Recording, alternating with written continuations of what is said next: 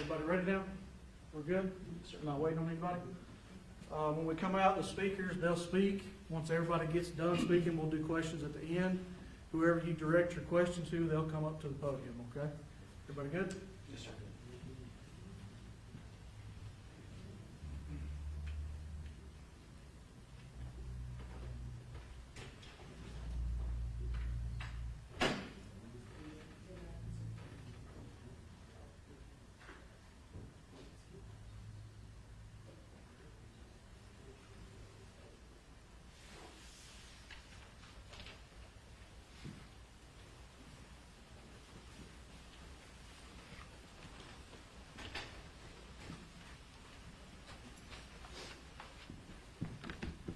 Well, good morning. Thank you all for coming out this morning. I want to introduce everyone that's here. I'm Chief David Heights with Calera Police Department. We have Calera Detective Jacob Reach here as well, Special Agent in charge of the FBI, David Fitzgibbons, District Attorney for Shelby County, Matt Casey is here, Ken Atchison is here from Crime Stoppers, and then Richard Bradshaw is here as well. And what we want to talk to you about today is this is a cold case that we have reopened. This case was investigated approximately 10 years ago, and at our detective bureau, we've had a total turnover since that time. We brought in Detective Reach from Jefferson County, and he has an extensive background in investigations, and we've really learned a lot. He's really helped detectives do a great job, and frankly, we're not accustomed to having unsolved cases. They've spoiled me. It just seems like for a while, everything these guys were investigating, they were solving. Well, the reason we're looking into this case is because when they went back through some of our unsolved cases, they found that there's probably some investigative techniques that have changed.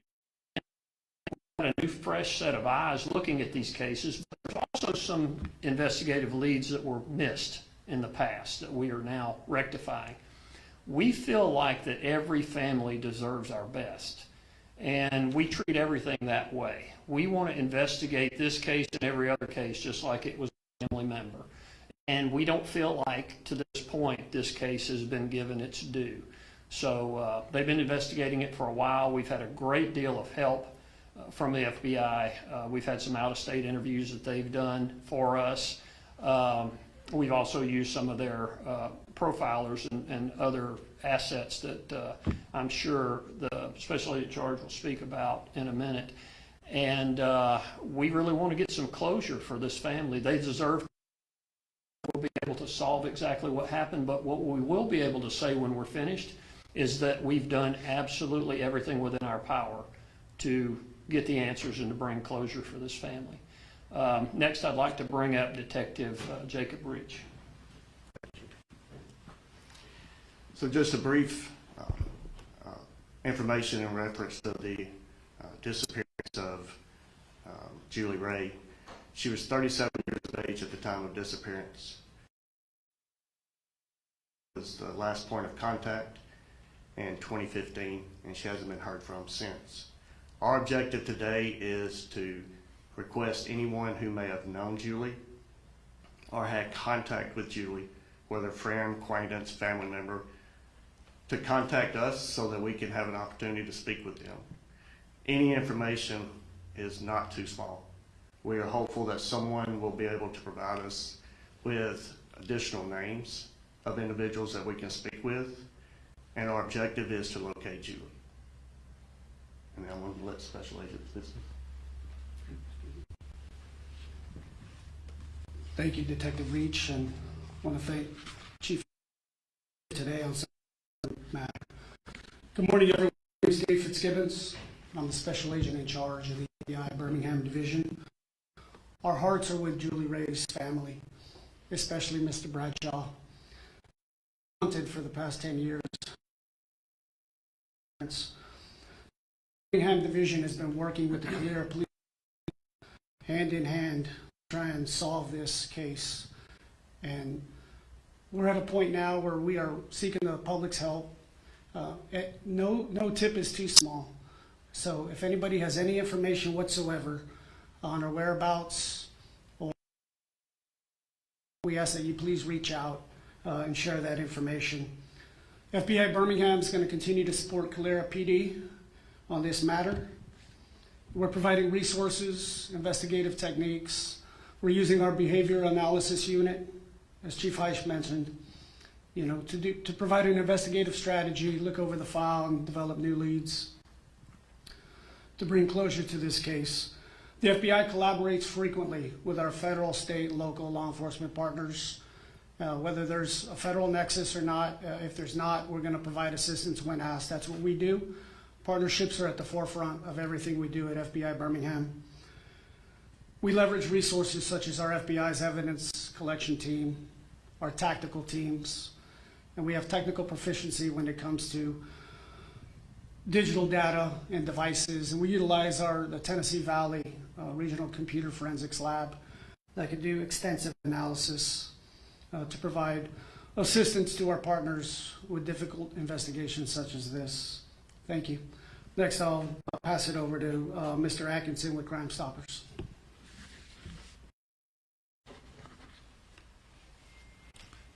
Good morning.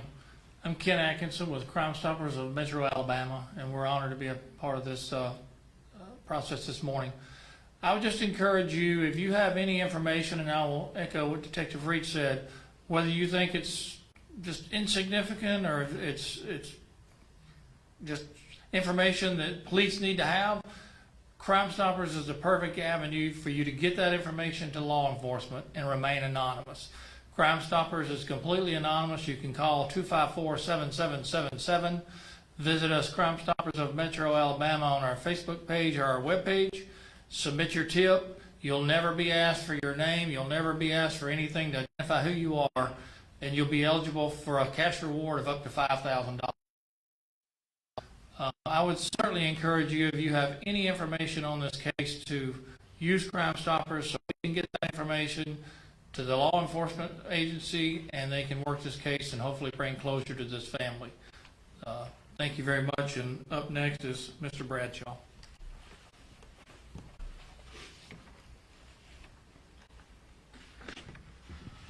My daughter missing. Last time I heard from her was December the 24th.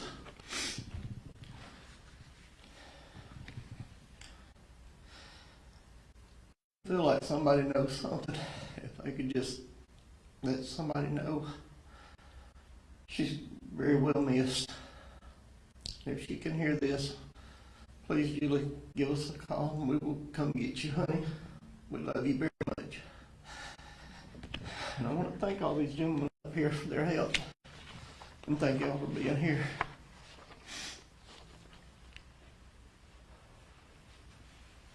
Thank you, Mr. Bradshaw. I do want to say that when all of these partners up here and asked for help, there was no hesitation. They've given us everything we've asked for and more, and we would be foolish not to try to use these resources to the best of our ability. We can do a lot here, but when you add our partners, it just adds so much more. And I know we've always felt that way, and we appreciate FBI, we appreciate Crime Stoppers, and our district attorney's office. Matt gets a lot of crazy calls from me with crazy questions, and he never fails to answer them. He probably laughs when he gets off the phone, but he's serious while I'm still talking to him, and I appreciate that too. If anybody has any questions, we can answer them. Yeah, Detective Reach, can you kind of just give us a quick overview of the facts of the case, where she was last seen, and if there's any indication of where she was heading, anything like that? Just kind of give us a quick overview of. So she was last seen here in Calera. Again, it was reported that she was last seen December 24th, 2015. The individual who reportedly last saw her, unfortunately, is now deceased. We have information that we believe that she was in a lifestyle that would be consistent with wanting to get out of that lifestyle and maybe try to relocate. So that's one thought process. We haven't ruled out anything as far as the disappearance. Hopefully that answers your question. Are there indications of foul play or anything in this case? Again, we don't have anything to support that. We have it as an unclassified disappearance, and that's the route that we're going. We have utilized not only our partners, but also other aspects. Technology has changed within the last 10 years, so we're hopeful that we can go back, and we've looked into facial recognition to try and locate her in other parts of the country if she were located. We've interviewed individuals that we do know that had contact with her, and we're just looking for additional information that may help us.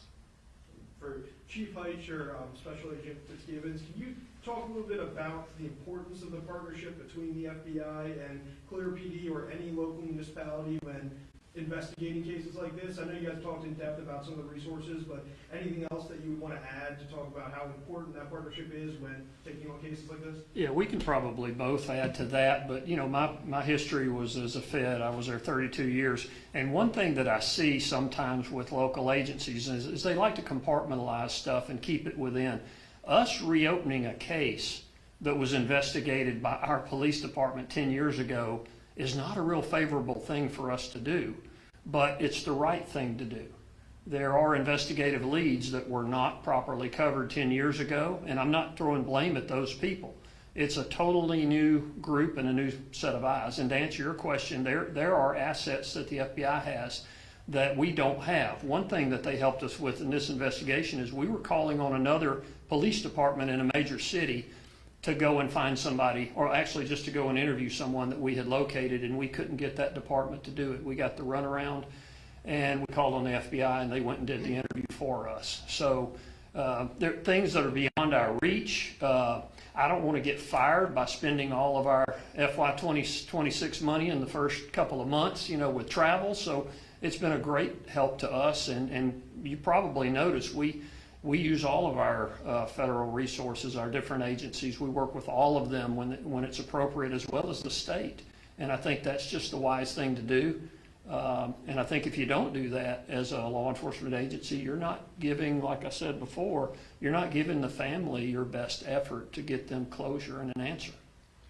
Chief, what does it take with a case like this? It's been going for 10 years. What does it take to keep that case moving forward? You mentioned new techniques you all have learned. Yeah, well, there are investigative leads that were there 10 years ago that we're exploiting further. So when you're doing investigative work, which was the bulk of my career, there often are investigative leads that come to a point where you could stop, and it's somewhat common to stop, but we choose not to. In a case like this is a family that needs answers. So if you come to a point in an investigative lead where it's unlikely that it's going to turn anything up, we're not stopping. We're going further. And a lot of those leads that these guys have covered in this case have led us to additional people that we've been able to interview. So with every interview they do and with every technique us or our partners utilize, we're getting closer to getting answers. Do you know if she was living with any conditions that might have affected her judgment? Not that I'm aware of. No, not to my knowledge. That would lead to anything with her ability to make a decision. No. Mr. Bradshaw, would you mind just kind of talking about your daughter a little bit? I think people would like to know about the person she was or is. She was a good person. She did have some problems, but she was trying to get her life together. Are you all Working from on this it. area? How long have y'all lived here? I've lived here all my life. She was born and raised here? No, she was born in Birmingham. How could you just give us another, plea to the public for any information? How important is it to your family to get closure in this? It's very important. This is something very hard to live with, not knowing. This is not knowing of what happened or where she is. Lived with it for 10 years, and it's not like her it was not like her, no matter what her circumstances was, not to notify somebody in the family and let them know where she was at. On behalf of all of us, I think it's very brave of you and very noble of you to get up there behind the podium and speak with us, so we appreciate it and we hope this does help. Would you speak on the person she was, like her personality? What was she into? Like, tell us who she was. she was a good person. She would help anybody. She was having some issues with some drug problems, but she was coming out of it and seeking help. About giving anything, the shirt off her back. I mean, she was a very kind person. And then also, what does it mean to you to see this case reopened? It is an answer to prayer. I've sat on the church pew many Sundays, Sunday nights, Wednesday nights, praying that somebody would find something out. When these gentlemen called me, I just fell to my knees and thanked God.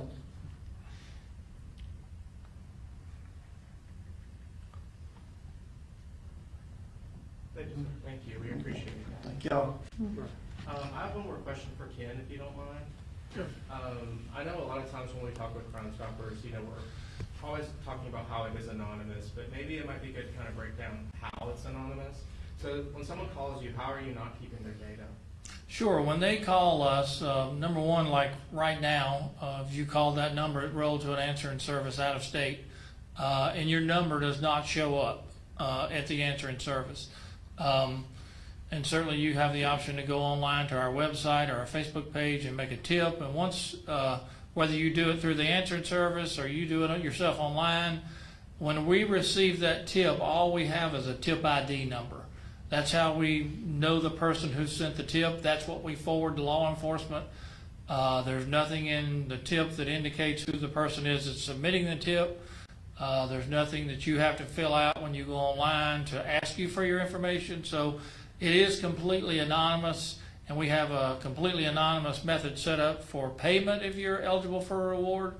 And so at no point during the process will we ever have your information to identify who you are.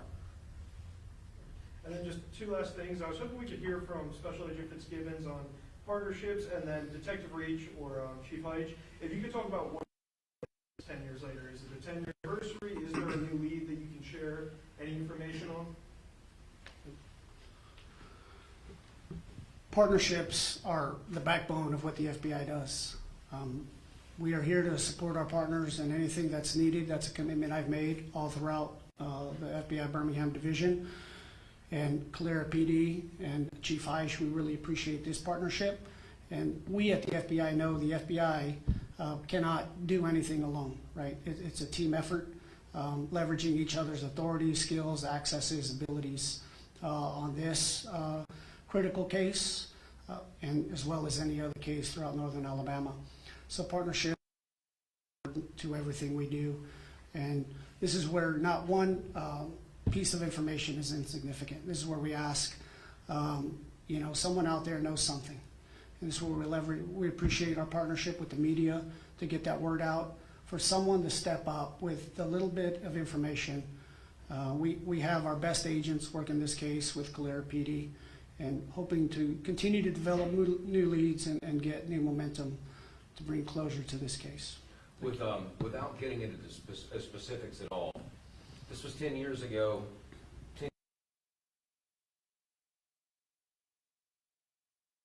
And what you're trying to search for now with any new evidence? It certainly plays a role with new technology and new capabilities that we may not have had 10 years ago. Thank you. I'm not going to let Detective Reach answer this one. This will be our last question we're going to answer too, folks. But what has happened at our Criminal Investigative Division with the addition of Detective Reach? He was a captain with Jefferson County Sheriff's Department, and he has really brought a wealth of experience. He's one of the best investigators I've ever worked with in my 38 years, without a doubt. And he's really elevated our game. And like I said before, these guys were solving everything. So they took it upon themselves, Lieutenant Grant, Sergeant Bors, and the entire staff took it upon themselves to go back and solved. And when they found viable work that they felt like needed to be done, and started looking at them again. So that's basically how that happened with this particular case. All right, thank you, folks. We appreciate you.